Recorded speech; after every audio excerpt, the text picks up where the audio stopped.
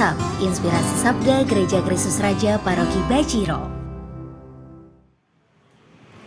Para Bapak Ibu dan Saudara-saudari, para pecinta Sabda yang berbahagia, salam jumpa berkah dalam.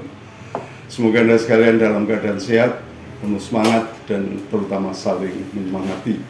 Dan terlebih semoga kita semua juga selalu setia pada protokol kesehatan untuk menanggulangi penularan corona yang semakin merajalela.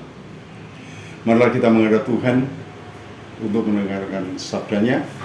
Dalam nama Bapa dan Putra dan Roh Kudus. Amin. Pembacaan dari Injil Markus bab 7 ayat 1 sampai dengan 13. Perintahlah dan adat istiadat Yahudi.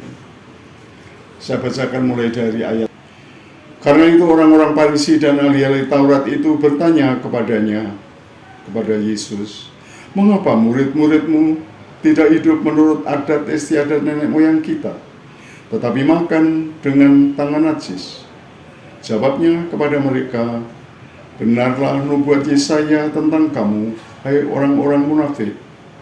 Sebab ada tertulis, bangsa ini memuliakan aku dengan bibirnya, padahal hatinya jauh daripadaku. Percuma mereka beribadah kepadaku, sedangkan ajaran yang mereka ajarkan ialah perintah manusia. Perintahlah kamu abaikan untuk berpegang pada adat istiadat manusia." Yesus berkata pula kepada mereka, "Sungguh pandai kamu mengesampingkan perintah Allah, supaya kamu dapat memelihara adat istiadatmu sendiri." Demikianlah sabda Tuhan.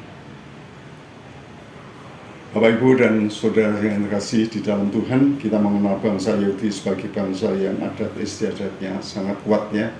Mereka sudah punya tradisi yang sangat lama. Dan banyak adat istiadat yang bersumber dari hukum Taurat yang kemudian berkembang di tengah-tengah mereka. Adat istiadat adalah aktivitas, mungkin juga kepercayaan, mungkin juga dalam bentuk ritual atau upacara yang dilakukan secara turun-temurun. Dalam Injil tadi dikisahkan adalah salah satunya tentang kebiasaan mencuci tangan sebelum makan. Tidak sekedar dengan alasan kesehatan, mencuci tangan dengan alasan kesehatan, tapi ini berkaitan dengan kesucian hati, dengan kenajisan. Di Jawa ada kebiasaan-kebiasaan, misalnya kalau ada bayi lahir, lalu ada upacara sepasaran, upacara 5 hari setelah anak lahir. Ada acara selapanan, acara 35 hari setelah anak itu lahir. Dan masih banyak acara yang lain. Untuk orang yang meninggal ada peringatan 7 hari, 40 hari, 1 tahun, sampai 1000 hari yang terakhir. Itulah bentuk-bentuk kebiasaan atau adat kebiasaan di dalam masyarakat. Umat Kristiani hadir di tengah masyarakat yang sudah ada dan mempunyai budaya dan adat kebiasaan sendiri-sendiri. Yang masing-masing umat di negeri kita di Indonesia ini, karena budayanya sangat bervariasi juga mempunyai adat kebiasaan yang berbeda-beda. Ada yang sesuai dengan iman Kristiani, ada yang tidak sesuai dengan iman Kristiani. Dan tentu saja dengan hati-hati dan dengan tuntunan gereja, kita mengungkapkan iman kita dengan bentuk dan cara yang kadang-kadang kita sesuaikan dengan adat setempat. Di dalam bacaan Injil tadi, murid-murid Yesus berhadapan dengan kebiasaan atau adat kebiasaan masyarakat Israel mencuci tangan sebelum makan. Para murid dikritik oleh tokoh-tokoh Yahudi karena mereka makan tanpa mencuci tangan. Nah, Bapak, Ibu, dan Saudara yang terkasih, di sini atau kesempatan ini dipergunakan oleh Yesus untuk mengingatkan, bangsa ini memuliakan aku dengan bibirnya, padahal hatinya jauh daripadaku. Percuma mereka beribadat kepadaku, sebab ajaran yang mereka ajarkan ialah perintah manusia. Perintah Allah kamu abaikan untuk berpegang pada adat istiadat manusia. Ya, di sini kita diajak untuk lebih mengutamakan perintah Allah, mendahulukan perintah Allah, dan memaknai adat kebiasaan itu dengan terang iman Kristiani, ya, dengan terang iman kita yang baru, memaknai secara baru sesuai dengan ajaran Kristiani, ajaran gereja.